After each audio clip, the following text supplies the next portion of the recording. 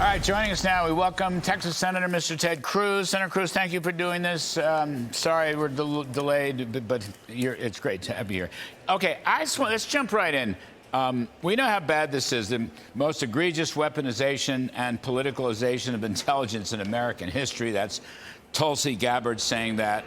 I doubt whether you would disagree much with that. Question I have, sir, the strike force of the Justice Department is taking over these materials. Everyone is calling for accountability.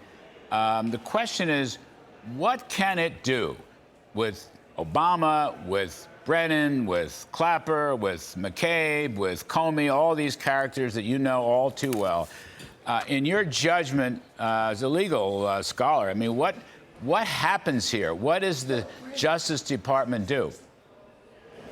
Well, the natural place to start is looking at accountability for lying under oath. And you have multiple members of Obama's national security team that testified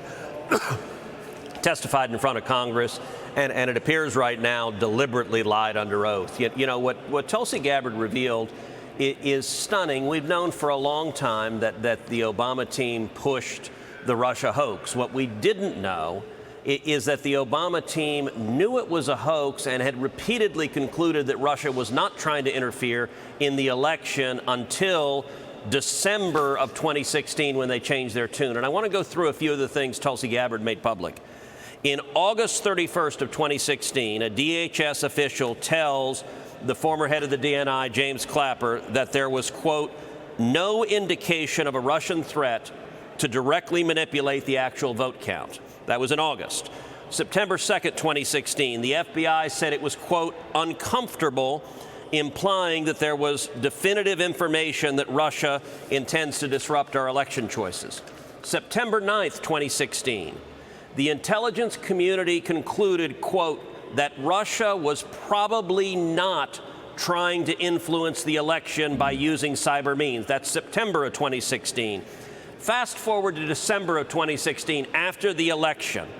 On December 7th, DNI Director Clapper's talking points read, quote, foreign adversaries did not use cyber attacks on election infrastructure to alter the U.S. presidential election outcomes. That's December 7th. December 8th, President Obama's presidential daily brief, quote, we assess that Russian and criminal actors did not impact recent U.S. election results by conducting malicious cyber activities against election infrastructure. So all the way up until December 8th, they're saying over and over and over again, Russia's not interfering, it's not having an impact.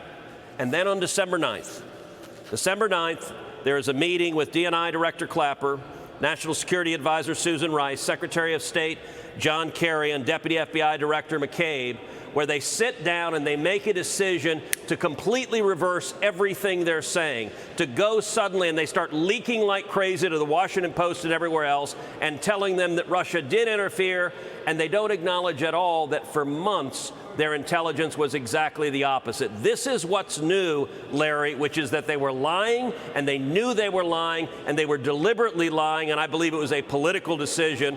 And so I, for one, I want to see real accountability as well. Senator, who quarterbacked that? Who, quote, manufactured it? We've got Mr. Trump's going to speak, but I want you to follow through on this.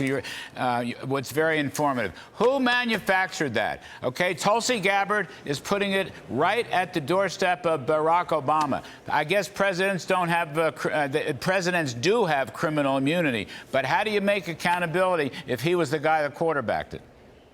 Well, look.